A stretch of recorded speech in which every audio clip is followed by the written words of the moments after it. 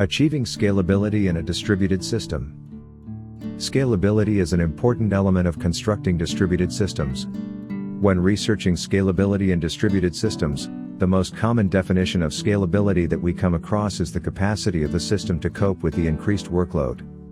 However, how will this be applicable practically?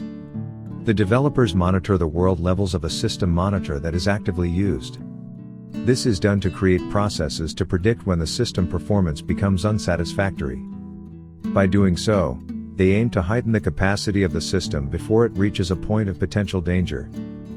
However, in this scalability approach, the focus is on assessing how a system will behave when the workload changes. The definition is limited in that it does not consider any modifications needed for the system to maintain its performance as the workload increases.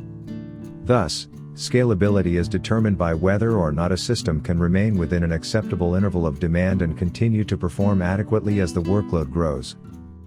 Scalability by way of extension. There is another scalability definition that gets neglected, which might be important in real-life situations. Scalability is not only about increasing capacity once to handle an increased workload. It also is about having a strategy that is cost-effective for continually extending the system's capacity.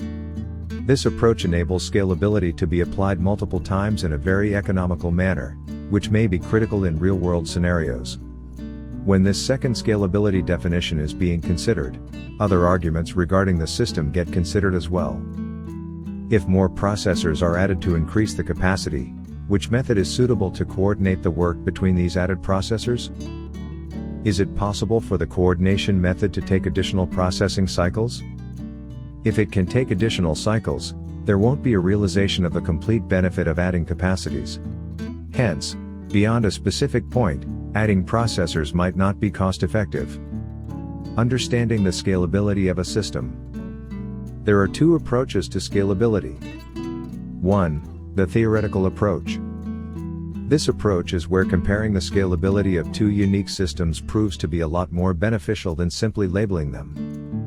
2. The practical approach. Though the theoretical scalability approach can be an eye-opener, there is something amiss. According to this approach, no system is infinitely scalable. Scalability is an ever-changing process and not a constant state. If the owner of a system has the means to buy more resources in response to the high demand level, then it can be considered scalable up until a certain point. Beyond that point, however, no cost-effective measures can make up for any response metric issues that may arise. Without money to invest into extra resources when needed, the system would not be able to handle increased demand and therefore cannot be deemed as scalable. For more stories, please stay tuned to www.bahaaalzubaidi.com.